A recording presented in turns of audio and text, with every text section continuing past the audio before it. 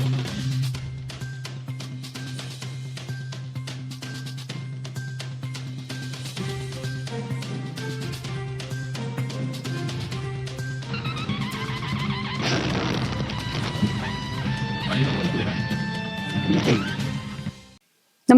आपण पाहता हिरकणी न्यूज.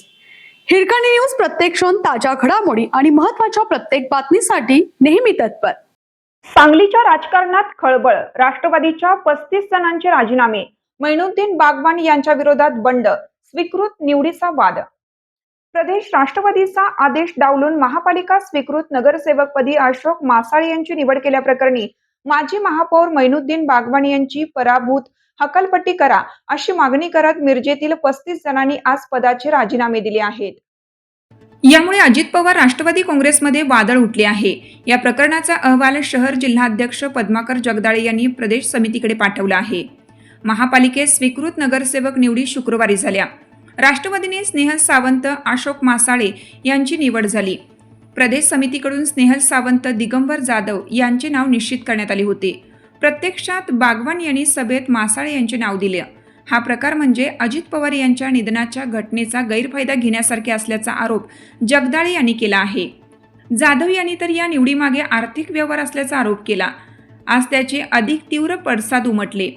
राष्ट्रवादी युवकचे शहराध्यक्ष तौहीद फकीर, स्वयंरोजगार सेलचे प्रशांत माने, सेवा दरचे प्रशांत आगवेकर, तसेच मितेश मोरे, ज्ञानेश पाटील, दादासाहेब कोळेकर, कुपवाडचे स्वप्नील जाधव, ओंकार मोरे, मुदस्सर मुजावर, मुझफ्फर सनदी, सागर खंडागळे, सोमेश्वरी मुंडे, शरद सावंत, राहुल कुरणे, आशुतोष धोत्रे, मुसा शेख यांच्यासह 35 जणांनी राजीनामा दिला आहे. पक्षात एकतर बागवान राहतील किंवा आम्ही अशी भूमिका या मंडळींनी घेतली आहे.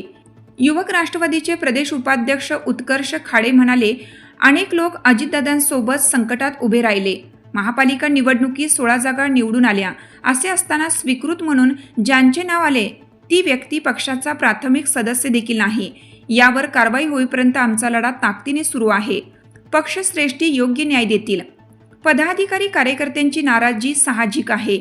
जे घडले ते अत्यंत चुकीचं आणि दुर्दैवी होतं. अजितदादांच्या पश्चात कुणाचा धाक राहिला नाही असाच संदेश यातून जाता कामा नये. याबाबतचा सविस्तर अहवाल मी प्रदेश समितीकडे पाठवला आहे. मैनुद्दीन बागवान यांची कृती अत्यंत चुकीची होती. त्यावर योग्य निर्णय होईल. आपल्या हिरकणी न्यूज चॅनलला लाईक करा, शेअर करा आणि सबस्क्राईब करायला विसरू नका. आणि रहा अपडेट.